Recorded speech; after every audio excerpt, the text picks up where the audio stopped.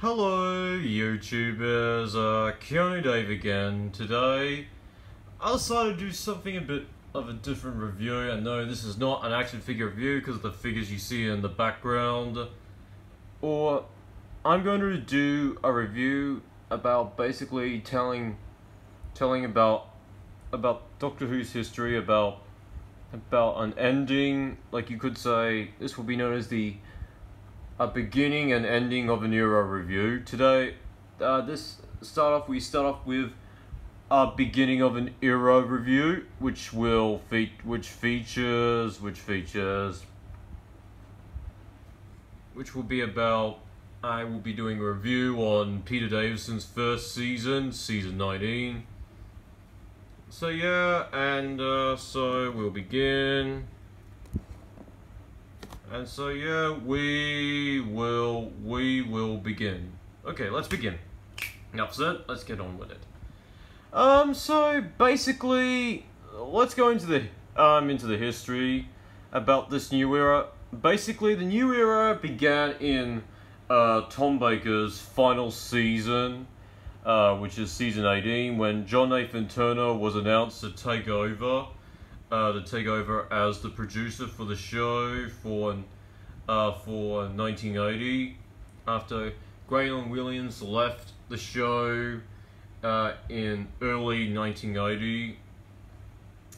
And John Nathan Turner, the producer, wanted to go back to more what a show originally was like in the William Hartnell, Pat Troughton, and John Pertwee era of the style of the show. And basically, but he also brought some new changes to the show, like the diamond-shaped logo was changed to more of just a standard,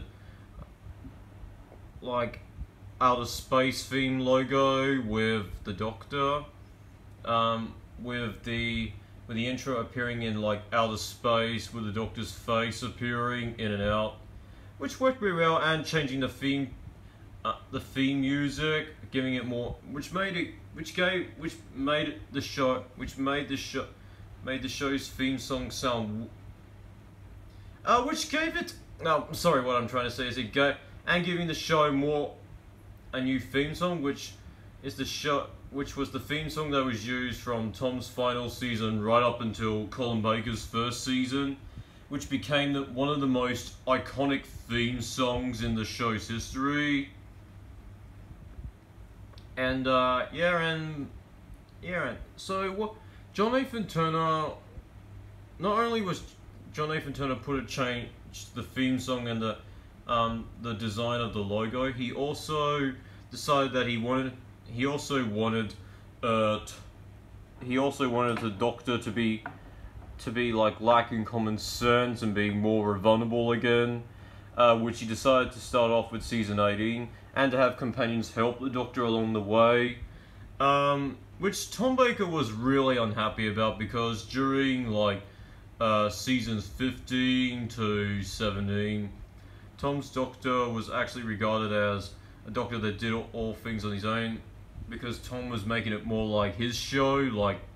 Tom felt like he was more of a producer, and he wanted to give the Doctor, and unfortunately the whole comedy relief from Tom Baker was really getting out of hand in season 17, and including that Tom Baker also threatened to reassign from the show from his 5th season, which was caught. And also, Tom Baker was also had huge arguments with producers and writers, telling them how to do it and stuff. And John Nathan Turner really didn't like this. He thought that this was real. Unfortunately, he showed Tom Baker. So he wanted Tom Baker's Doctor to have companions help him, including having 3 companions. Season 18 had roughly about 3 companions, which include Atrick, Romana, 2, and K9, which you know. And then, however, unfortunately, John Nathan Turner had decided that he wanted to write wanted K9 to be killed off towards the ending of season 18, which Tom Baker and Lara, who played Romana 2, were really unhappy about. And Tom Baker had announced that season 18 was going to be his final season as the Doctor, and Tom Baker had decided that he was going to leave the show. And Tom Baker left. And at the ending of Logopolis Part 4, Tom Baker left the show after 7 years. Which then John Nathan Turner, a much younger actor at the age of 29, to take over the role from Tom Baker, which of course was Peter Davison, an actor very well recognizable in his TV series All Creatures Great and Small, which was like his debut into acting career. And Peter Davison, at the time, was regarded as the youngest actor to portray the Doctor.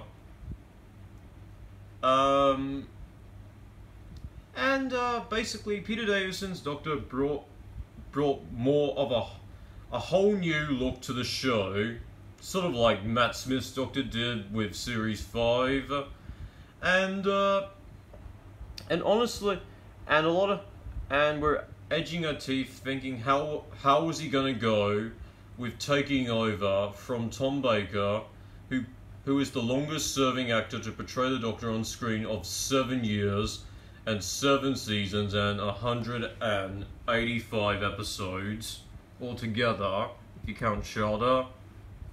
And surprisingly, he actually does it really well. He gave us a portrayal, a mix of Hartnell's and Troughton's Doctor. Starts off doing the and also playing the musical flute, which he does in his post-regeneration story. He also has a little bit of Pertwee in him, where he actually hitted someone in his lower stomach area in the Visitation.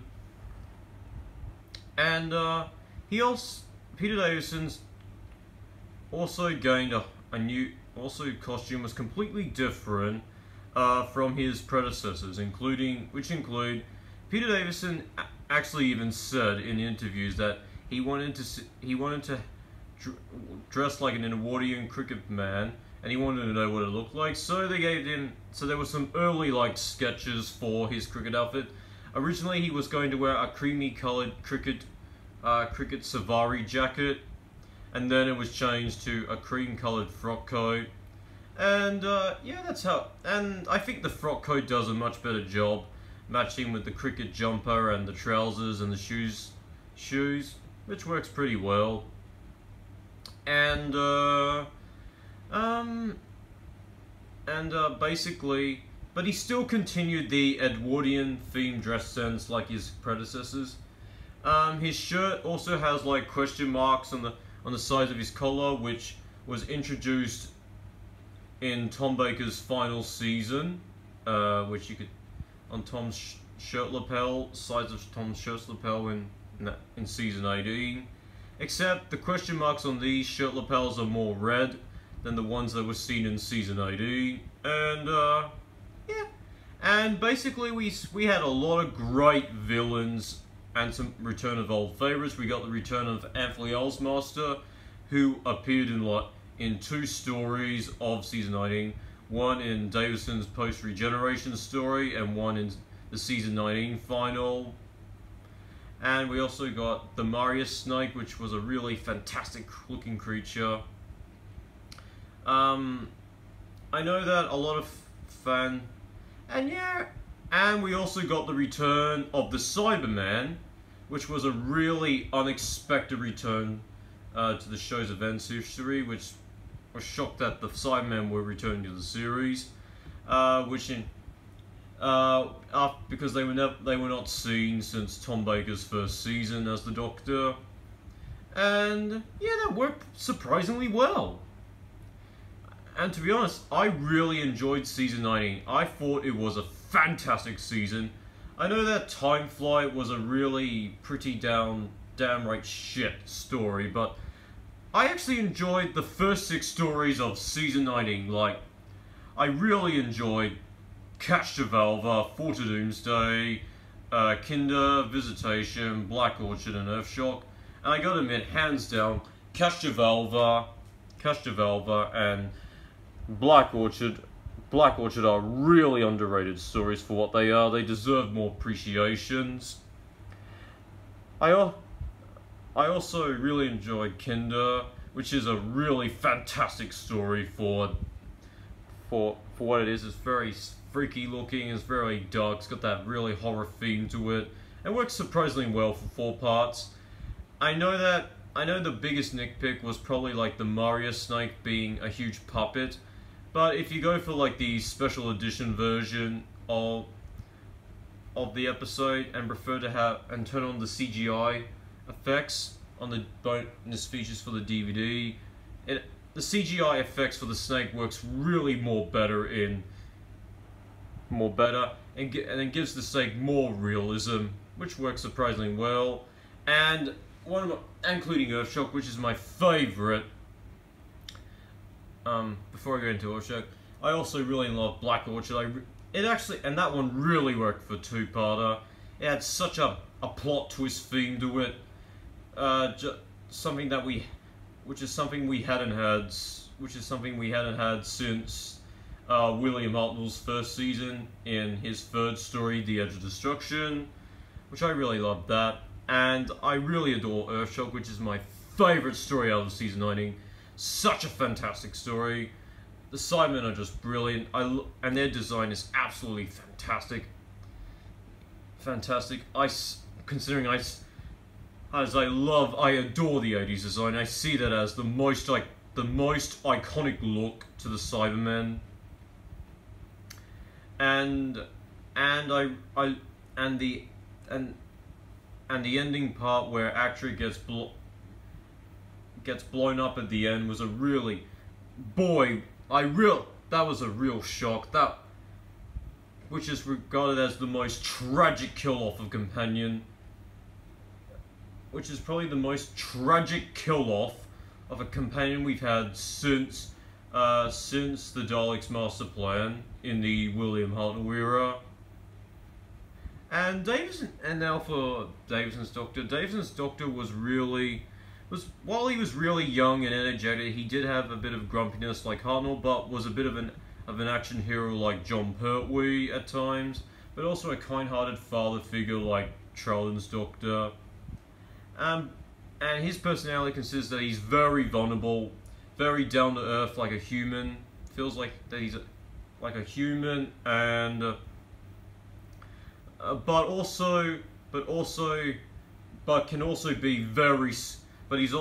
his Doctor I find to be very serious, as I've seen throughout the Peter Davison era. He's one of the Doctors who seems to be very serious for what he is. Like he is a very serious Doctor, and he just never really smiles that much in the show, which it actually kind of works. It kind of shows that I loved him more when he's mostly frowning, because it actually makes his Doctor more iconic, having frowning a bit more, which it kind of describes that he's a bit more of a serious kind of Doctor than someone like Tom Baker's Doctor, who was just like damn right, who was a little bit silly at times and often would like to be a little bit childish. But this one I loved how they made his Doctor really brought more of a serious side portrayal to his portrayal to the Doctor since the John Pertwee era. And but also he would be occasionally lacking common sense at times, and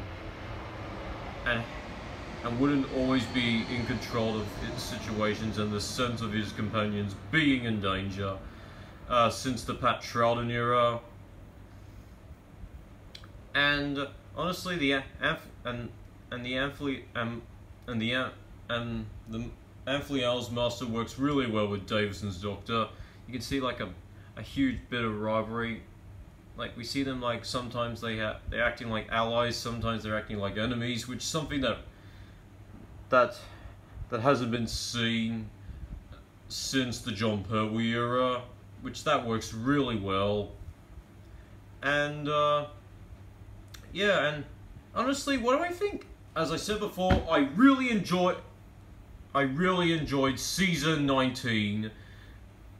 I thought it was a great season, despite one terrible episode, but the rest are just solid gold, and there are just some in there that are really underrated and deserve a chance. So later now, and maybe I might do a review on maybe John Pertwee's first season. Who knows? Later now, and bye, and not forever.